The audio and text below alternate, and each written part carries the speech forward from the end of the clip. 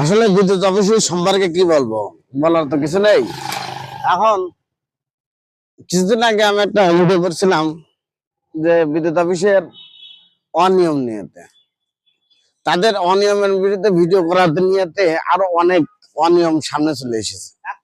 এই অনিয়মের মধ্যে তাদের একটা দিক হচ্ছে, যারা বিদ্যুৎ বিল লেখার আগে তারা স্পটে মানে মিটার দেখে তো বিল লিখছে না।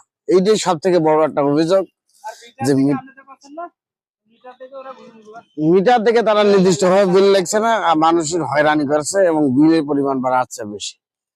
এবং আরো সব থেকে বড় ধরনের সমস্যা হচ্ছে, তারা এই যে মিটার কাটতে আসার আগে যে একটা মানুষের কাছে যে ফোন দেবে যে ভাই আপনার বকেয়া হয়েছে, আপনি 1 মাস আপনার পার হয়ে গেছে, আপনি বিল পরিশোধ করেননি, আপনার মিটারটা কেটে দেবো। কিন্তু যদি 1 মিনিট ফোন করে বলে, তাহলে কিন্তু জনসাধারণের কিন্তু খুবই উপকার হয়। কিন্তু এমন ধরনের কথা তারা বলছে না, উল্টো বরং চুরি করে এসে, যেরকম চোর যেমন চুরি করে, এই এগের স্বভাবটা হচ্ছে এখন চোরের মতন করে এসে পরে কেটে দিয়েতে বিল, মানে মিটার কেটে দিয়ে ছেড়ে চলে যাচ্ছে। মানে এরা কাউকে বলার প্রয়োজন মনে করছে না।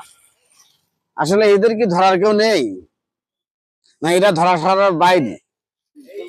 তবে একটা কথা বিষয়, জনগণ যদি খাবে তাহলে কিন্তু রক্ষা নেই।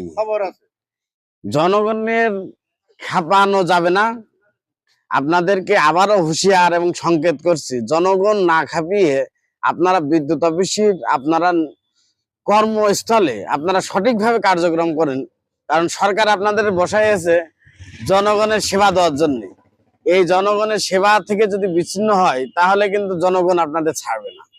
আপনাদের কাছে বেশি কিছু কিন্তু দাবি করিনি। আপনারা যে ভৌতিক বিল রেখেছেন, তাতে কিন্তু মানুষ তাও আক্ষেপ করছে না। কিন্তু আপনারা মিটার কাটার আগে অন্তত একবার হলেও হচ্ছে 1 মিনিট ফোন করেন, 1 মিনিট ফোন করে তাদেরকে জানান যে আপনাকে আছে 1 মাস বাকি হয়ে গেছে। কারণ মানুষের নোটিশ দেওয়ার আগ পর্যন্ত কোনো কিছু কাটা কিংবা আছে মিটার কাটার কোনো এখতিয়ার আপনাদের নেই। সরকার আপনাদের এই ক্ষমতাও দিইনি। তাহলে আপনারা অন্তত কাউকে তার যে মিটারটা কাটতে জানেন তাকে একটু খবর দেন, তাকে একটু সংকেত জানান, তাদেরকে একটু নোটিশ দেন। দিলে যদি তাদেরকে কাটেন, তাহলে মানুষ কিন্তু আক্ষেপ করবে না। আর যদি মনে করেন না আপনারা সবকিছু, তাহলে কিন্তু জনগণ খেপলে আপনাদের কিন্তু খবর আছে, সাবধান।